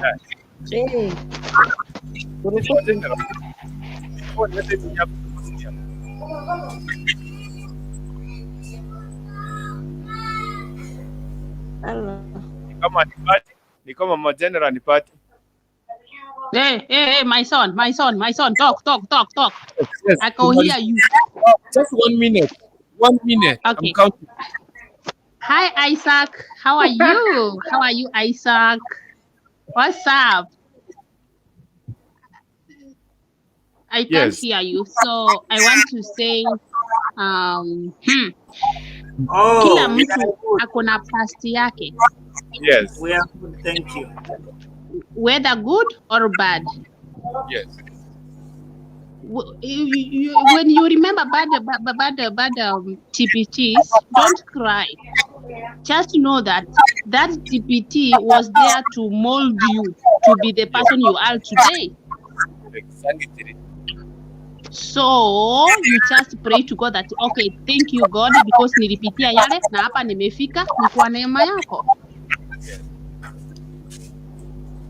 Some of us, I have told you, mimi sikuwa nachapwa.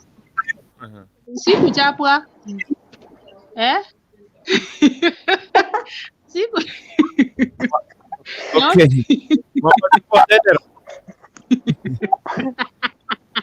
So, wacha nimalize, ukinipea nafasi unawacha nimalize. Mama Chelo, wacha peana kitu. Okay, my dear, nitapeana. So, nataka congratulate Eva Isaka Media TV for your newborn. I know you have a new baby girl. Congratulations. Bye bye.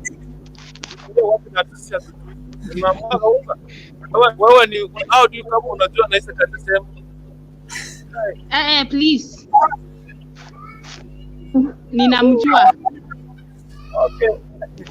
Thank you. Asante sana. Mama Tifu General na kwa my agenda ndani kingania the next weekend. Watu wapate wajumba. Oh my. Nyaps. Naam. Jambo. Jambo sana. Karibu sana. Niko poa sana. Pia mimi niko poa. Naendelea tu kufuatilia show. Karibu sana for the first, kwa sababu tumeingia late kwa dakika 1.5 na tupatie TPT yako mtu wangu. Hii dakika 1.5, wengine wameongea more than 5 minutes. Hata nikianza kuona TPT yangu itaenda more than 5 minutes. Sababu ya muda. Kwani imefika kwangu ikuwe 1 minute. 1 minute ni ya kusalimia Masi, kusalimia Grace Queen na Isaac na Mama G for general. Imeisha. Yes. Lakini mimi sinanga TPT mingi. Mimi nakumbukanga. Kuna iko? Okay. Radis forum ya simu yako? Nanisikia? Hello? Yeah, reduce forum ya simu yako, unatupata? Nimereduce kabisa. Nao sasa ongea nena, zungumza pasi. Mimi nakumbukanga wakati nilikuanga form 2. Nilikuanga na huyu mwalimu mmoja wa biology. Karibia nilikuanga namuona kutoka kwa mlango. Na huyo ndiye alikuwa Dauda wa juu, alikuwa anafunzanga akimaliza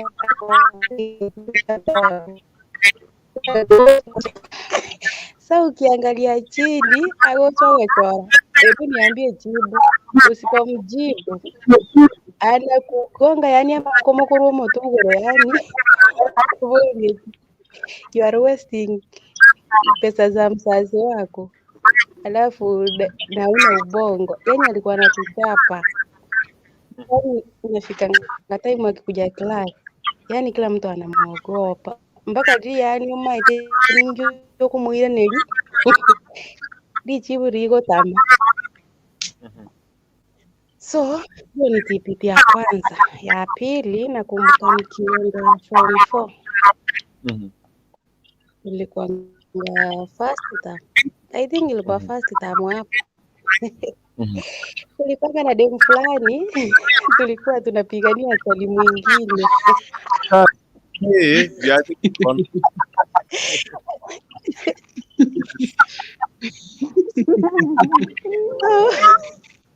Unacheka kuruka. Huyo demu nilimwambia mwachane na baba. Hakusikia. So, nikampata akimpigia simu. Ndio hiyo vita. Tukapigana. Sasa tu kuona kama mwalimu wa siaria ameingia. Sisi ndio kupigana tukarusha mwalimu chini. Unaona ile ya kurusha hizo marokas. Ndio tukarusha mwalimu chini. Nikwambia kichapo yenye tulipewa. Alafu tukakuwa expelled. Huyo mwalimu wa siaria kiingia class, alikuwa anatuambia mkiona nikiingia class tu hivi, nikiingia ngofu abantu bako ngita hiyo class mata. Yani mbali kwa viko na heshima na kile class. Okay. Hizo ndio tatizo hata sikuwa na mingi. Sasa next week tuambie ya kupigana, na mnapigania mwanaume. Isaac Media TV. tafadhali Pastor Menza unajua utaingia hapa. Inaniambia device is not connected. So Pastor Menza ukiingia, allow Chrome to access your microphone and camera. Mic and camera. Yes. This is competitive. That's because of time, my brother. Number 2. When unanielewa. Because of time, ndani kikatengia na tafadhali wacha tu dakika mbili kwa sababu kwa wiki. Escape sana jambo. Okay, umetupea muda tuongee. Nafasi ni hiyo. Dakika mbili tafadhali, kumpatia dakika mbili. Okay, asante sana wapenzi watazamaji wote wa Outreach TV, na washukuru sana Kukurkuntu kukuona na mashabiki wote ambao wako kwa screen na nyuma ya bench. Tunashukuru sana kama Isaac Media. Yule sijui alikuwa anaitwa Mama Chi ameenda. Tumepokea salamu zako. Tutakutana pale nyuma ya tent. Tunashukuru sana kwa mchango wenu. Rupen, unaweza ongea mmoja tu kwa sababu ya wakati tutoroke hapa. Asante sana kwa kunikaribisha Hot TV. Nimefurahia sana kuwa ndani kwa studio hapa. Na wazalimu nyote ya mjambo. Hatujambo sana. Asante sana. Hatuna neno. Tumepata tu mkiongea mambo na TPT. Sisemi kitu hapa. Kwa sababu ya muda, next time kifika mapema tutakuwa tunapatia muda uliopo wa kutosha. Nashukuru sana kwa kuweza kuingia hapa ndani. Sasa hii Becky kwa wapi? Becky ashaondoka. Pastor Menza bado itakuleta tafadhali. Pastor Menza, I don't know itakuleta Pastor Menza. I don't know. It's not your fault here. Pastor itakukuruhusu kama ulikuwa unashaka screen kitabu sana. Big man Basu, jambo. Yaje.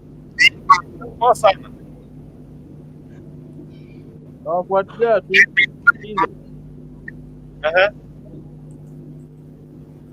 Salimia watu kwanza, salimia watu. Na enjoy show mimi.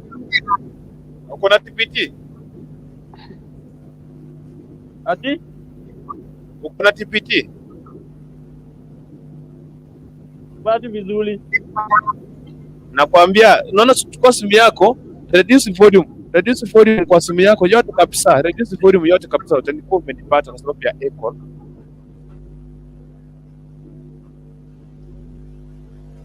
Umenipata sasa? Tupatie TPT yako ndugu yangu.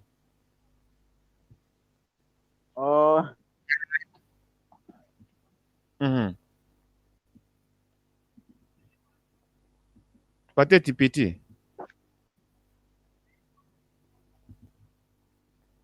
Big man Bazu, unanipata? Network imefanya statue kule. Kama unanipata ndio mkono juu tafadhali.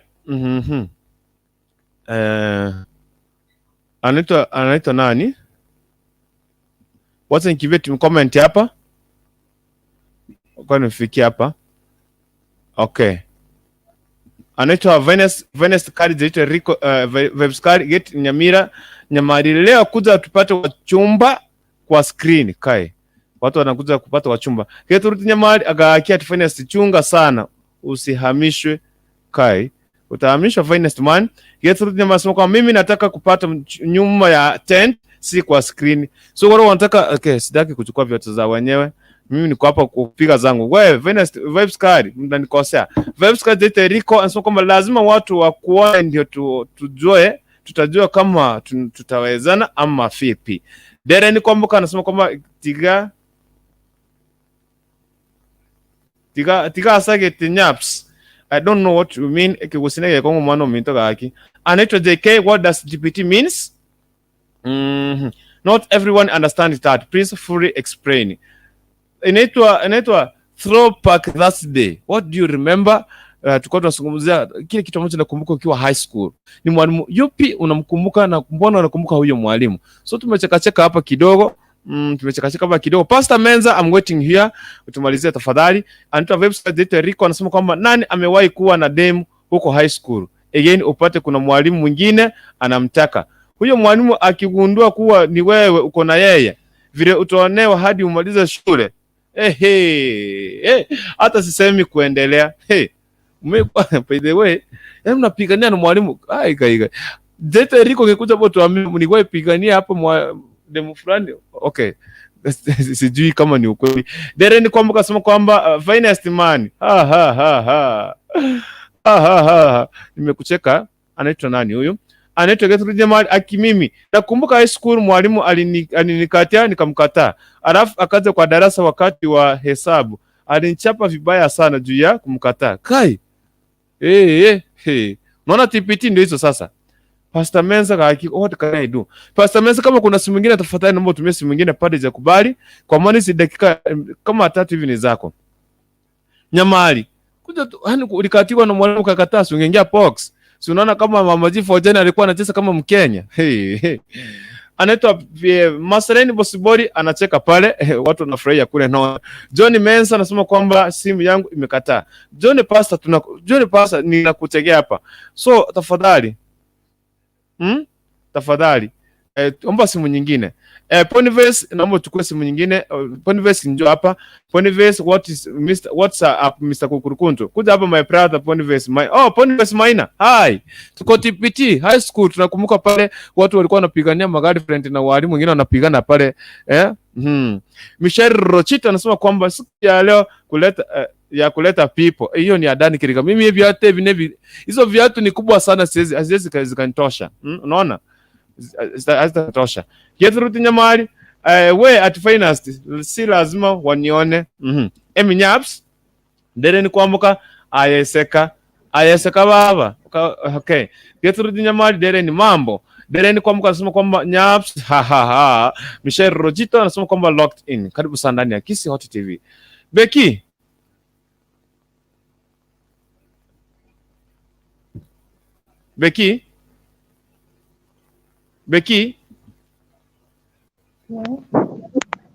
Jambo.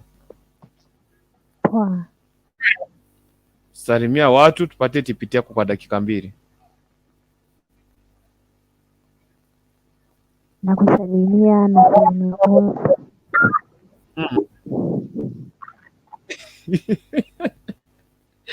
Yes. Yes. So mimi nasema kibiti yangu ilikuwa mwalimu wa chemistry. Alinikatia nikakataa. So alikuanga maybe tukifanya assignment anabaki na kitabu yangu, then ananiita like games, anasema usije kitabu yako ulikosea ukupata. So nilikuanga nakataa. Then akakuja class kiliza maybe yani anakuonea tu, anasema mbona hujafanya swali kama hii na umefanya correct, but yani anakuonea anataka tu akuchapa. So siku moja akanipiga slap. Then principal alikuwa anapita na hapo principal alikuwa ananikatia. Then principal akauliza umefanya nini? Nikamwambia hakuna. Mwalimu anasema tukifanya assignment kama kwa kitabu ya chemistry kumwonyesha. So wakaanza kugombana mwalimu wa chem na principal wenyewe kwa wenyewe.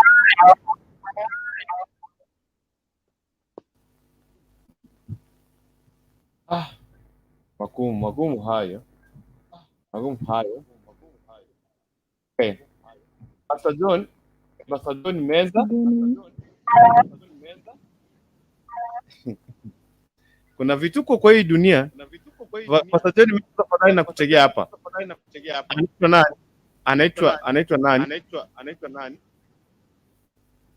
Kuna kompyuta nifuruka hapa. Anaitwa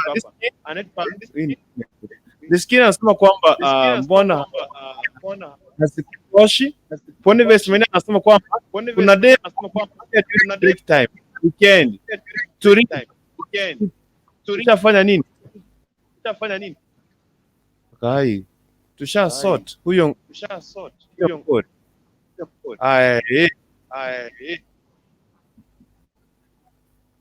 Uko na echo Becky, uko na echo, nimefunga mic yako. Yaani you mean demo akakukatia? Alikuambia aje Ponives Maina? Madam Pete mnakatia ngazi wanaume, itakuja hiyo next week, itakuwa hiyo sasa. Yani okay, I don't know. Ulitoa nguvu wapi msichana, alitoa nguvu wapi ya kusimama hapo?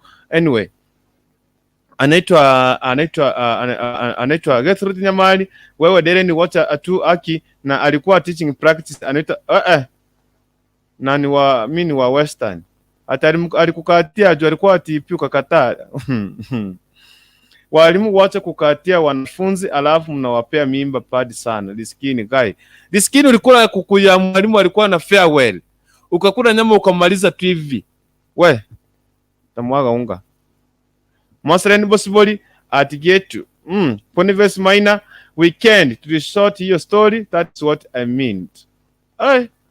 Akakukatia story kesho ni weekend. Magumu hayo. Anaitwa Gertrude Nyamali. Yes, atimasi. Masreni Bosiboli anasema kwamba at Gertrude ogopa walimu wa Western. Kai. Kwani wako na shida gani?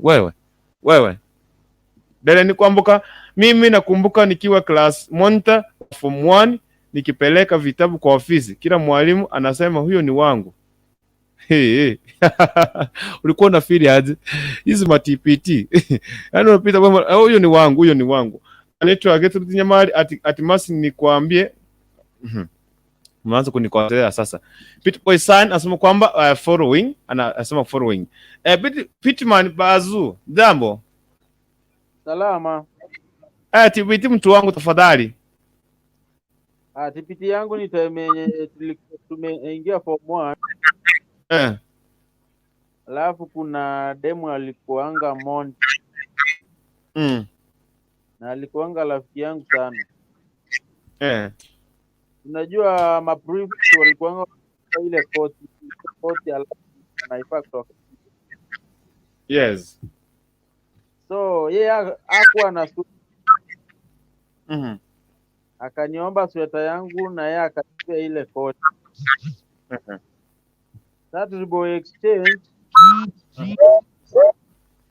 Kuna mwalimu alikuwa akapata hiyo koti. Akanikasia, akaniuliza iko kinatoka.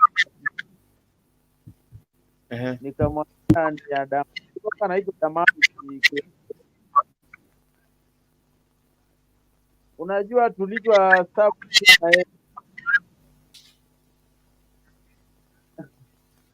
nakuambia tulitandikwa. Tulitandikwa tuseme tukaaje na yeye. Na unajua hiyo ilikuwa ni kama ile ya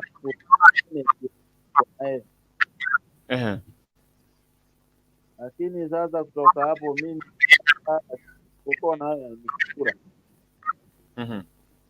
Yeah. TPT. Sorry? Niwete kende. Nakusikia. Mlichapwa alafu? Si alafu ndo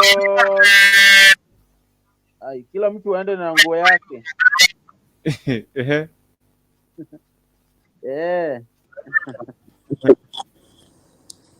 Alright. Zimeonga saa 4 kamili.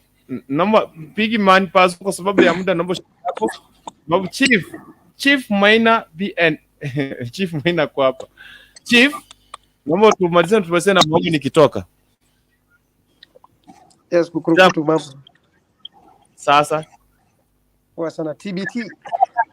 TPT. Unatukumbusha mbali sana. Tupeleka hapo sasa. Tuambie uhondo kamili. Back in high school bana, demo alikuwa moto sana. Demo anakukatia anakuambia break time nipate pahali nione. And then mna meet, mnabonga, alafu story mnasort weekend. Okay. Those were the good times. Yeah.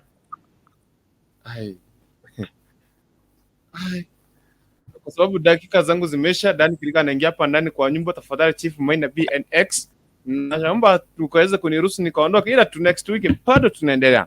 but in the meanwhile morning glory papa saa 11 atakuwa ndani ya nyumba, tuweza kushughulikia mambo mawili matatu ndani ya nyumba saa 11, kisha kuweza kumshukuru Mwenyezi Mungu. Pastor Menza ni kama alikuwa mbali, Pastor Menza ni kama network ilimkataa. Nashukuru sana kwa kila mmoja ambaye aliweza kuhusika katika mjadala wa siku ya leo. Kuna baadhi ya wengine hapa najua kwamba wamekuja kuingia, kuna baadhi ya watu wengine hapa network imeleta shida, kwa watu wengine hapa ni wakati share sitaki kwa sababu ya mtu, tafadhali. So ile tunakuambia kesho saa 11 tuweze kurauka pale, tushukuru Mwenyezi Mungu. Lakini usisahau neno la siku ilikuwa tu Mungu nipe ufunguo wa maisha yangu. So ukienda kulala, unapokuwa pale kazini mchana, ambia Mungu nipe ufunguo wa maisha yangu.